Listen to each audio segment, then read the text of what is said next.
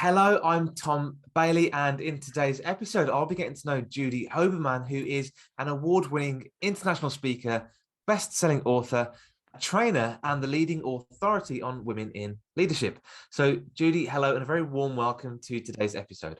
Thank you so much. I'm so excited to be here. I love our conversations. Me too. And just out of interest for the audience, whereabouts are you in the world right now?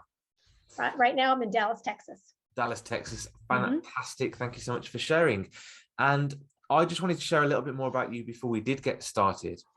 So Judy is the president of Judy Hoberman and Associates, a company focused on empowering professional women. She's been a TEDx speaker and is the author of 4 books, including Selling in a Skirt and Walking on the Glass Floor. Her mission is to help one woman a day by following an important philosophy: women want to be treated equally, not identically. I love it. And the title for today's episode is How to Stand Out and Be Sought Out. And Judy's going to show us how to do that in just 7 minutes. Ooh. So good luck. Question number 1 today is, who is your target audience or ideal client? So my ideal clients are women in leadership and women in sales. And it's not really an age bracket. It's really more of, the career that they've chosen. Yeah. I do want to just add a side note that I do not discourage men, because I really believe that men are champions for women. So That's the other half of it. Excellent. Thank you. And when your clients typically come towards you, what would you say is normally the biggest challenge that they face? So one of the biggest things is standing out, whether you're standing out in a sea of sameness for sales or standing out and not being one of the boys in leadership. And so it's hard. It's also speaking up and time management and confidence. It all lumps into that one piece about standing out. Got it. Yeah, it makes complete sense. And I guess for those people that are unable to stand out for whatever reason, what impacts might have on either them or their business? Well, they're missed opportunities, because if you're not standing out, whether you're doing it on your own or you're having somebody that's an advocate for you, you're missing opportunities, whether it's for new clients or whether it's for building relationships or a new promotion or whatever it may be, you're missing those opportunities. So we have to learn how to do this without feeling inauthentic and just being you, because that's really what you want to do, is you want to be you. Absolutely. And that missed opportunity or leaving opportunities on the table can also lead to frustration, which isn't a good place to be in business. Totally. And the next question for me then is, what would you say what is one piece of valuable advice that you might give to somebody to help them solve this problem? Well, I do believe that being intentional is one of the biggest things that we can do for ourselves. Whether you have to ask for what you want, what you feel you deserve, be intentional, whether it's starting a new position or you're negotiating a raise, be intentional with that. And when you are intentional, you're also being present, because there's nothing better than being present in front of somebody where you can actually look at them in the eyes. Even though we're doing things virtually, you still get to see people. I mean, look, we're miles and miles and thousands of miles apart, yet we're right here with each other. So when you're present, you're showing somebody that you're interested in them, not interesting to them. Yeah, present. And I think you mentioned as well, setting that intention. That's always a great idea before you go into any meeting or sales opportunities. What is that intention you want to get or outcome at the end? Absolutely. Thank you. And what then is one valuable resource that you can share with people to help them maybe get started on this journey? So there is a resource that I ordinarily give to my clients, and I call it, do you have what it takes? And it's really how you outline who you are, what you're looking to do, and what are the expectations. And so do you have what it takes? And most of us do. Some of us push it down because we don't believe we really should be showing that. Women are always taught, don't brag, don't gloat. And the truth of the matter is that if you don't talk about yourself, nobody else is going to. It's not like when we were little. My mom used to say to me, if you have to tell somebody you're wonderful, then you're not.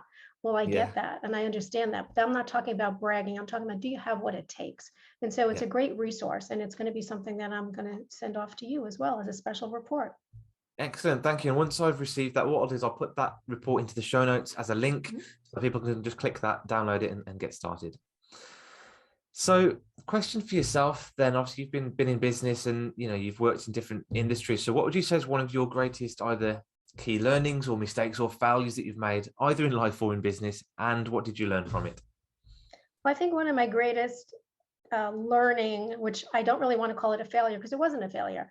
Yeah. I decided to go into the corporate arena, which I had never done before. I was always 100% commission based. I was a salesperson. I was an agency manager. I had 3 agencies of my own, and I decided to take this leap into being corporate. And while getting paid on a regular basis was really lovely, being in a toxic environment is not.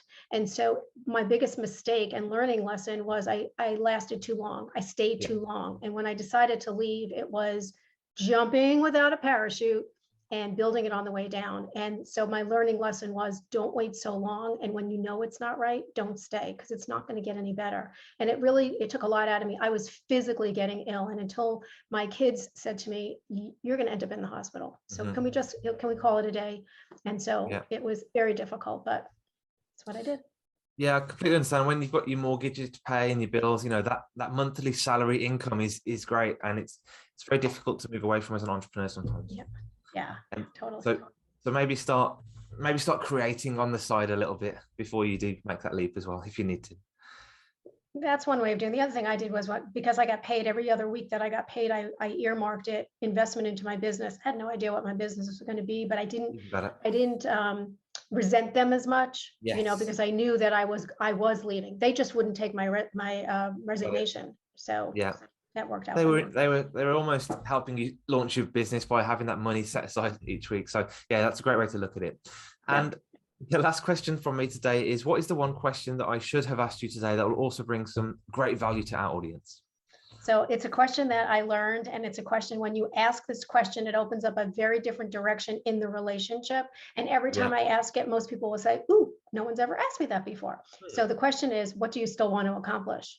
Nice. And it's a totally different kind of question. So you probably don't want to ask it, because it does lead into a lot of chatter. Yeah. What do you still want to accomplish? But do you have something you still want to accomplish?